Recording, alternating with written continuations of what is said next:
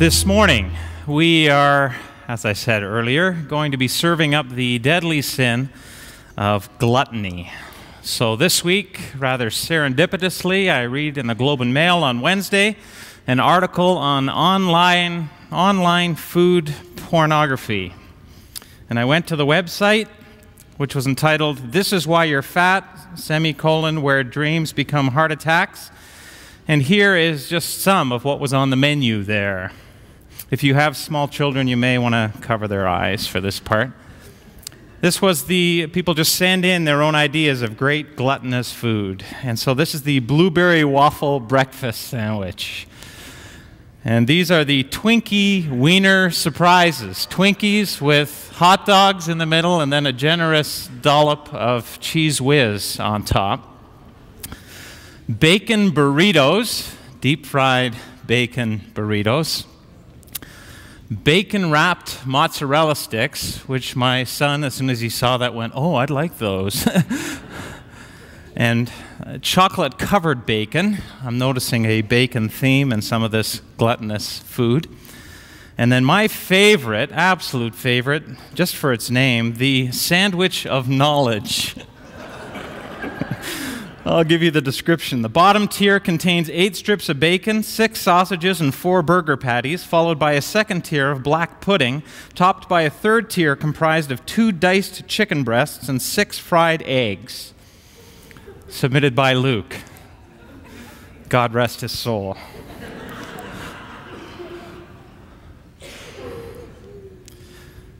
I said earlier, somebody phoned me yesterday, emailed me yesterday, "I got this huge chocolate truffle raspberry cake. There's no way our family's going to eat it. Can I bring it to church on a Lenten Sunday?" So this is the chocolate raspberry truffle. It's very good. Cake. When we think of gluttony, these are the kinds of things we think about. Obscenely caloric food, voraciously consumed by obscenely caloric, this is the stereotype, people. Gluttony is the one sin that is often visually affirmed. We wear our gluttony sometimes. That's the stereotype of what gluttony is. A stereotype that perhaps many of us hide behind. Which is why I love my daughter Sarah's doing all the graphics for this series on the 7 deadly sins.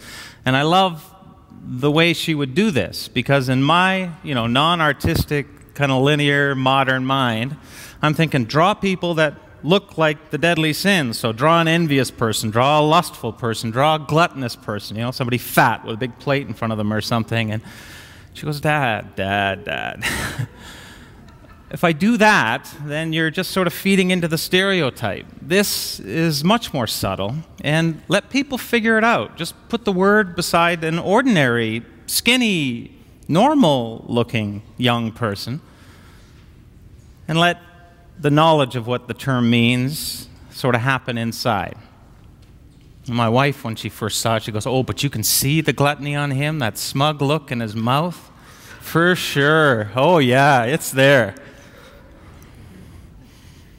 So gluttony can happen with a single thin guy, not just somebody who's overweight.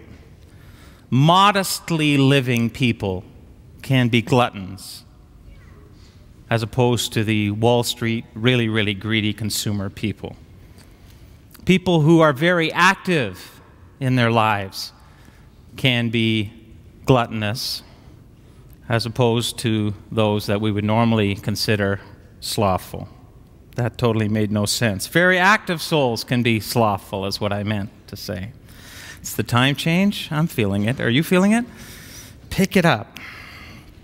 So, any one of us here can be gluttonous, whether we're big and eat a lot, or whether we're skinny and don't, or whether we're skinny and eat a lot, or big and don't. It has nothing to do with how it looks. And then take the definition and broaden it, like I just did. and even more of us are affected by the deadly sin. Gluttony is not just a food thing, it's a consuming thing. Here's a definition. Gluttony is the willful and insatiable desire to overconsume, excessively elevate, and be preoccupied with that which God created for good. It is more interested in consuming than in what is being consumed. Oh, that's what gluttony is. If you go with that definition, then I guess we're sort of all guilty because we live in Calgary, right? The privileged Western world, which is consumer-based. We even call ourselves consumers. We live in a world where we can have whatever we want, whenever we want, most of the time.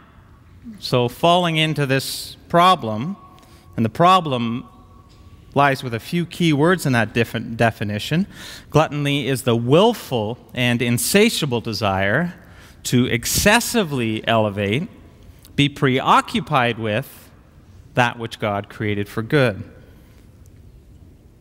Which makes me ask, why? Why am I so hungry all the time? And why are we so hungry that we would consume so insatiably? So the question becomes, for you and for me, like, who feeds you? Who do you really, not in your head because you're in church, but in your actions, in your life, in my life, who feeds you? Consuming even isn't a bad thing. It's over-consuming, right? Over-elevating stuff in our lives. And when we cross the line, it can become very blameable. So food and clothes and chocolate cake and baptism party food and the beauty of all the things that God's gifted us with and that we celebrate in life, those are good in proper portion sizes, eaten with the right level of attention, in appropriate quantities and frequencies, at the right time, after rest times, purchasing rest times and eating rest times and other rest times. That's the answer to this.